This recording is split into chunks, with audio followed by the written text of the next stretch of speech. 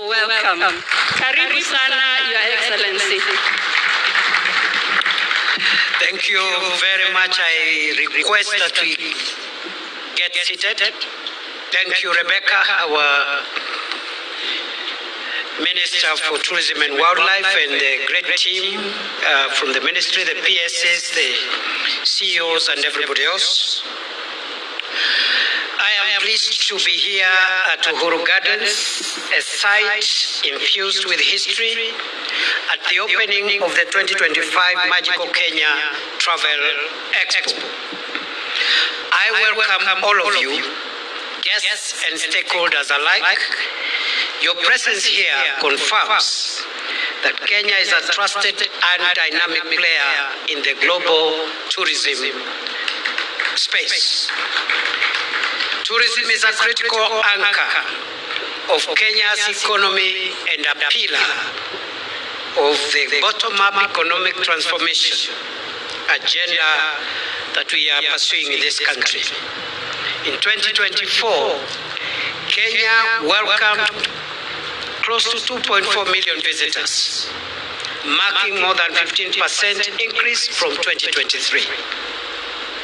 Revenue from tourism increased by 20% to 452 billion Kenya shillings, an equivalent of 3.5 billion US dollars, with domestic tourism showing significant growth potential.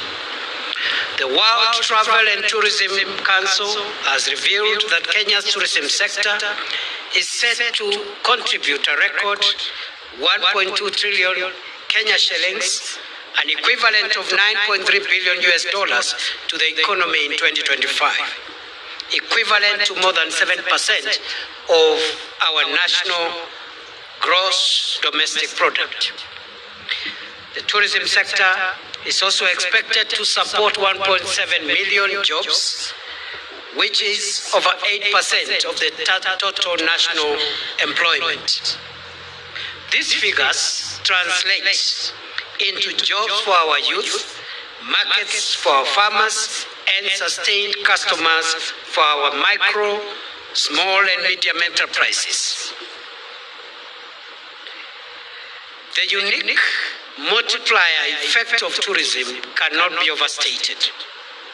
Every visitor who chooses Kenya supports our agricultural sector through the food they enjoy.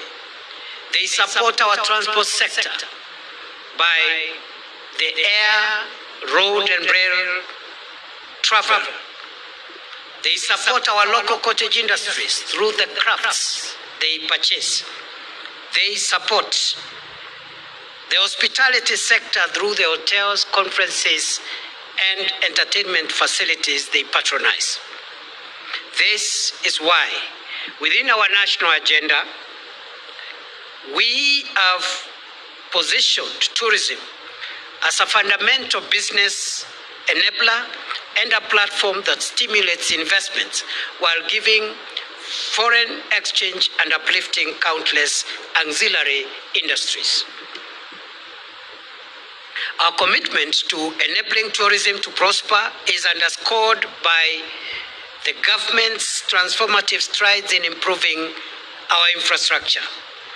The upcoming Nairobi-Nakuru-Mau Summit Highway, for instance, will dramatically ease travel from here, Nairobi, into Western Kenya.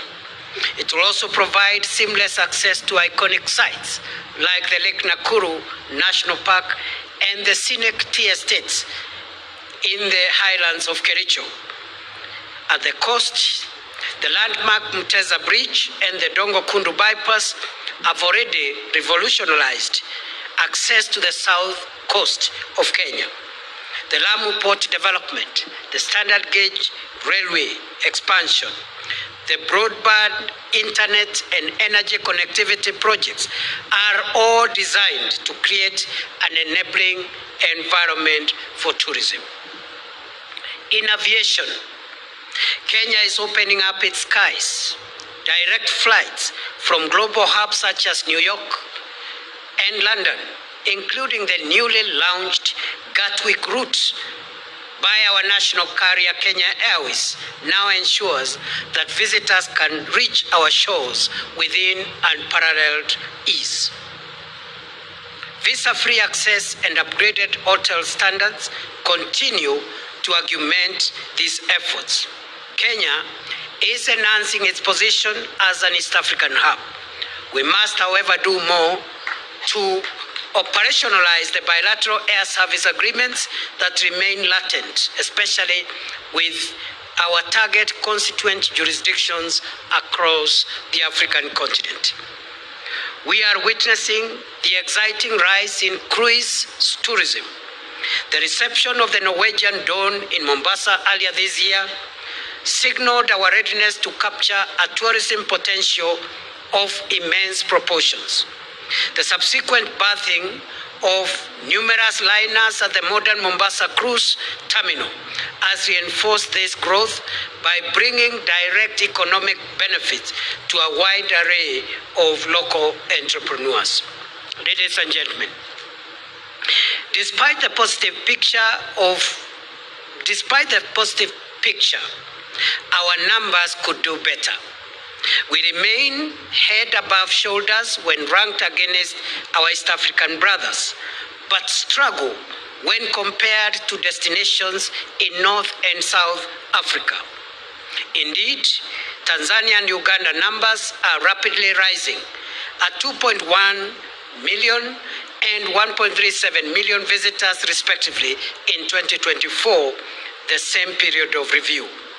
This, of course, pales in comparison to the global giants in Asia and Europe, raking in numbers in the double digits.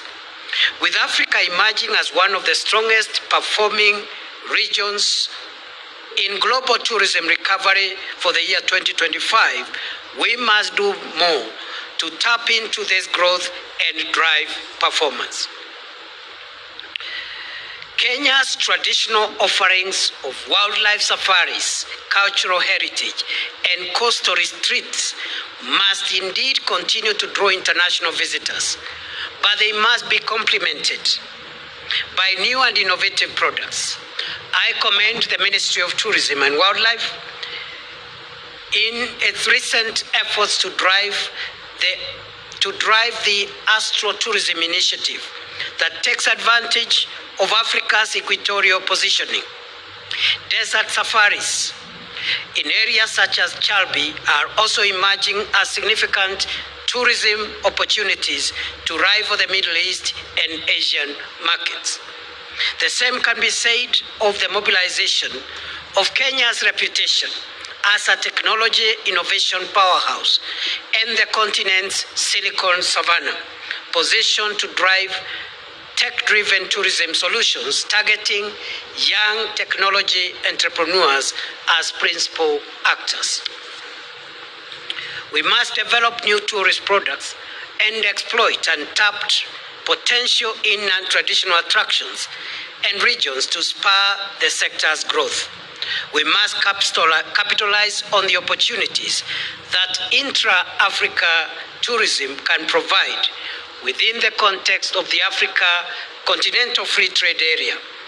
For this to happen, the tourism sector must become a critical interlocutor in the transport, logistics, trade and investments, land and environment, MSMEs, labor and social protection sectors, driving the policy focus towards synergized outcomes. We must also deliberate on how to market Kenya and the nuances that characterize the Kenyan experience. Over and above the Kenya of the Big Five, there is the Kenya of M-Pesa and mobile money, the Kenya of Twitter, now X, the Kenya of Eliud Kipchoge, and the Kenya of Wangari Maathai, the Kenya of innovation and leadership, the Kenya that hosts the United Nations, the biggest United Nations facility in the global south is situated in this city. We must market that Kenya. Kenya's identity is one of profound diversity. We are the cradle of humankind, with Turkana and Rift Valley hosting sites of unparalleled archaeological significance. We are also home to over 40 vibrant communities, each with unique traditions, cuisines, and art. By diversifying our offerings into culture, sports, faith, and heritage tourism, we shall continue to ensure that Kenya holds a compelling appeal for every visitor, from the thrill seeker to the pilgrim.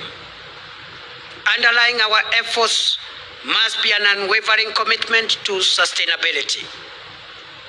We must remain determined to protect the very treasures that attract the world to our shores, including our wildlife, landscapes, and rich culture. Our 15 billion tree planting national initiative is fighting climate change while enhancing ecotourism. Through the Kenya Wildlife and the Kenya Forest Services, we remain committed to protecting endangered species and supporting communities through conservancy programs. We have the vision for sustainability, which means that the benefits of tourism are shared widely as possible, from our villages and counties to our wildlife parks and coastal resorts. This concept is not abstract. It is visible. When a local family-owned guest house in Rusinga Island is fully booked, when local community groups have scheduled hiking tours around the Nzambani Hill in Kithure in eastern Kenya, when a local Uji spot on Kirigiti Road, Kiambu, not far from here, joins the list of must-visit establishments. This is how tourism will build Kenya's economy going forward. This is how tourism will forge a nation. Ladies and gentlemen, I recognize this as a dynamic marketplace of ideas, a platform for business, and a meeting point for cultures. I acknowledge that the success of tourism hinges on partnerships, for which reason the government of Kenya will continue to provide an enabling environment. I call upon all of us to make tourism the bridge between Kenya, Africa, and the world, and the sector that empowers our people. This is the sector that is best suited to tell the world who we are as Kenya, as Africa. On behalf of President William Ruto, I declare the 15th Magical Kenya Travel Expo officially open. Welcome to Magical Kenya. Asanteni sana.